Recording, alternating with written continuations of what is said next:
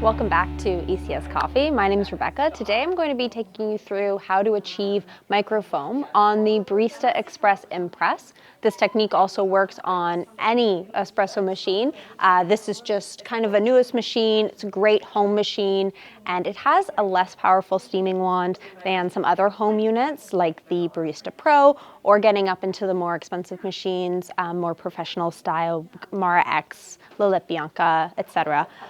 So I wanted to start here, start with a entry-level espresso machine, and you'll be able to apply these techniques to, like I said, any espresso machine at home. I'm going to show you how to achieve the microfoam, but also what to listen to, and also what to listen to when you're steaming poorly, because there is a loud screech that the milk will produce if you're foaming your milk incorrectly. So let's get going. I am going to be using soap and water to start, and then we will actually steam some milk later on in the video as well. Soap and water is a great way to mimic how the milk is going to foam, and it will replicate how your milk will look. So if you master the technique with soap and just a little bit of, water and just a little bit of soap, you'll be able to recreate it with some regular milk. That being said, using alternative milks like soy or almond, coconut, oat milk, they're not going to froth the same as cow's milk. So if you are using those alternative milks, the technique will still work. Your result will be a little bit different. Those kinds of milks don't have the same protein or sugar content as regular milk, so it does steam a little bit differently. You might have a little bit more foam, a little bit less foam. It might be a little bubblier, something you'll just have to play around with. But let's get steaming. So we're going to use soap and water first, and I'm going to start by warming up my steaming wand, also called a purge. So on this machine, I'm going to turn my dial forward to initiate the steaming process. So you'll see it's blinking, it's currently heating. This is good to warm up the steam wand, ensure there's no clogs in the steam wand as well, in the steaming hole where the actual steam will be coming out from. So I'll just have you see it here. You can see it's dripping. It's heating up, getting ready to go. On a machine like the Barista Pro, or a machine like the La Latte Bianca or the La Latte Mara X, that process happens a lot faster. Again, we're starting at entry level, so it does take a little bit to heat up. But our steaming wand is prepped, we're ready to go. I like to start by inserting my steaming wand into my jug. I anchor my steaming wand onto my milk jug spout. This ensures that I'm not kind of swirling around. It gives me a lot more control to have it anchored like this. You want to make sure as well that when you're filling up your jug, whether that's with the water for testing purposes, or if it's with actual milk, that you're filling it up at least halfway. On most jugs, you'll see that the spout tapers off at about halfway. When your jug is anchored, make sure that your steaming wand tip is on the surface of the milk. You can also have it completely submerged, but then you'll just have to make some adjustments once you start steaming. So I like to start with my steaming wand on the surface of my milk, or in this case, my soap and water. From here, we're going to just turn on the steaming wand just like before. So on this machine, turning the dial forward, we're going to hear a clunk, clunk, clunk kind of sound, meaning the machine is almost ready for steaming. I prefer to start with my steam wand in my milk so that I don't run the risk of having milk spray everywhere. This is the noise you hear when you're steaming milk incorrectly. I'm going to turn it off. That noise is happening from a lack of air in the milk. It's almost suffocating the steam. So you need to make sure you're aerating your milk beforehand. That's also what produces the microfoam. So let's try that again. We'll start with it anchored. Start with my wand at the surface of the milk.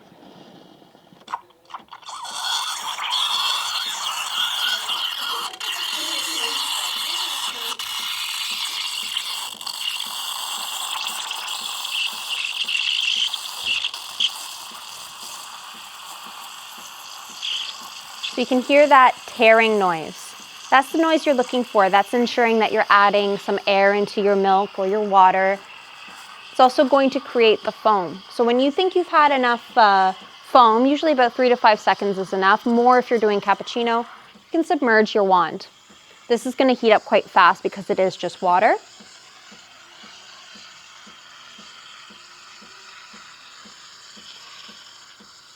If you've got some larger bubbles in your milk, you can always tilt your jug slightly, or keeping it straight and rotating it about 45 degrees.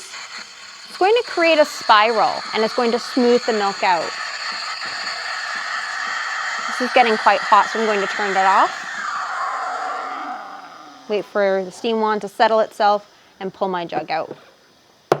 Now this is just soap and water, so it is a little bit bubblier than our milk is going to be, but just have a look here. So when I say it's going to replicate your milk, I'm serious, it's going to replicate your milk. You don't want to accidentally put this into your espresso and drink it, because that will taste awful. We're going to go through the same process now with regular milk. We're going to make a full latte, maybe even do a little bit of latte art. I'll be able to slow down the process of getting a heart for latte art, or maybe even just the setup for latte art, so you can practice at home. We're going to use that technique that I just showed you for steaming our milk with some actual milk, and we'll produce a nice microfoam, maybe get some latte art even. So let's get steaming. I'm going to again purge my steaming wand. We have already brewed our espresso. When you're at home, it's good practice to keep the jug in front of the steam wand so you're not, you know, if you've got little kitty hands at home, they might get a little burned because it is very hot. So anchoring my steam wand on the spout of the jug. My jug is filled halfway. My steaming wand's tip is on the surface of the milk. Turn my wand on.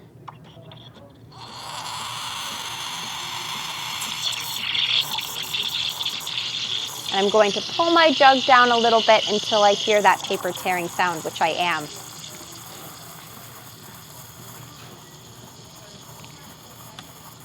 That's enough foam for our purposes, so I'm going to submerge the wand and tilt my jug so I get a nice spiral going.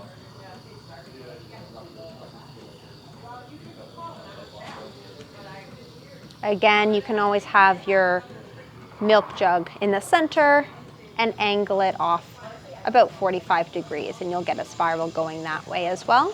Whatever you're most comfortable with. I'm definitely a tilter.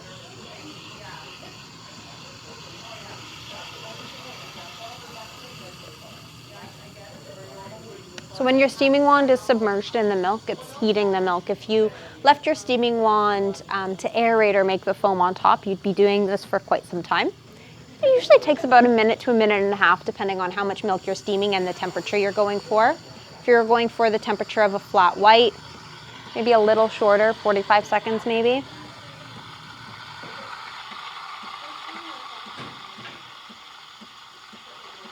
Rule of thumb though is if you can't keep your pinky finger on the jug for more than a few seconds, it's time to turn your milk off. So we're going to turn it off.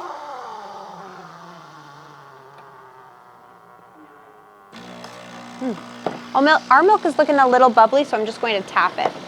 I'm going to put my hand over top of my jug and then tap, but this is what we're looking at right now. So it is a little foamy, it is a little bubbly.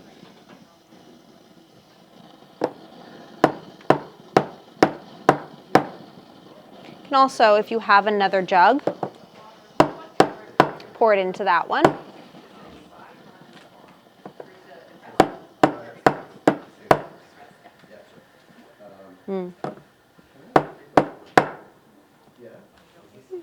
See, everybody has imperfect milk sometimes.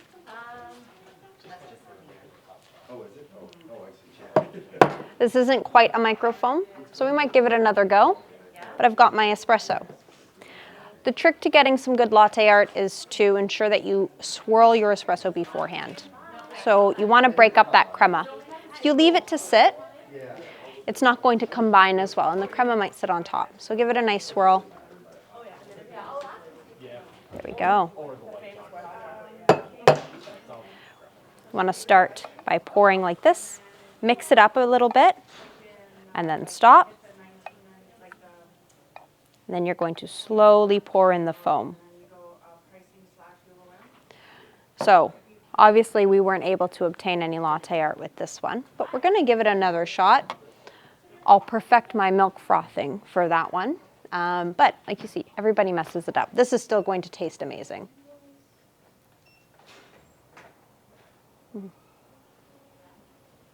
And it does. It's very smooth. Cool. Okay, so we're gonna steam again, try to get even better microfoam this time. Third time's the charm. I did enjoy that last latte though. It was very, very good. So just a note, just because your milk foam isn't perfect or you don't have a pretty swan or heart on top of it, doesn't mean it's not going to taste delicious. But we are going to steam it again and we will try again for more latte art. So I've already poured my espresso shot. It's just staying up here to keep it warm. Going to purge my steam wand.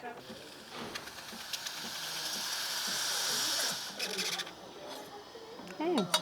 Anchor my wand. Tip of the wand is on the surface of the milk. And ready to go.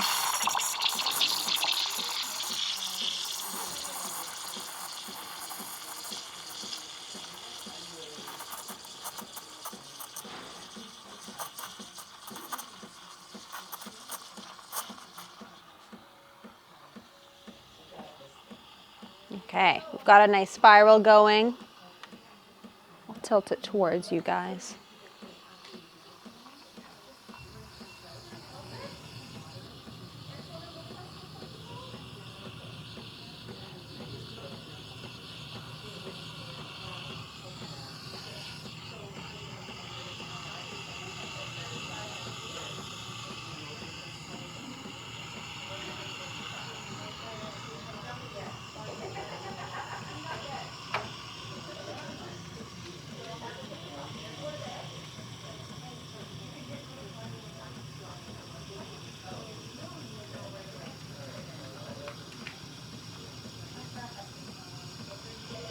Ooh. All right, she's getting quite hot. You obviously can steam using a thermometer as well if you want to get to a specific temperature. But as you do it more and more, muscle memory will kick in and you'll know when to shut the steaming wand off. You'll know when it's hot enough for you.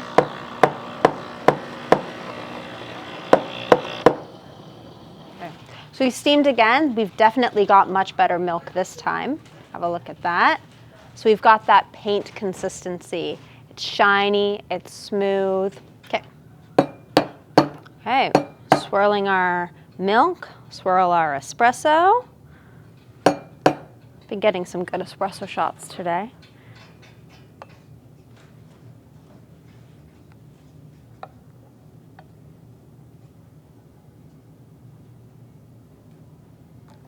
There we go. Not perfect latte art, but it was perfect milk. That's what I have to practice next. Always want to make sure you wipe down your steam wand once you're done steaming. You don't want to leave that milk to sit there and crust over. It's kind of gross. It's just a wet paper towel or wet cloth will do it.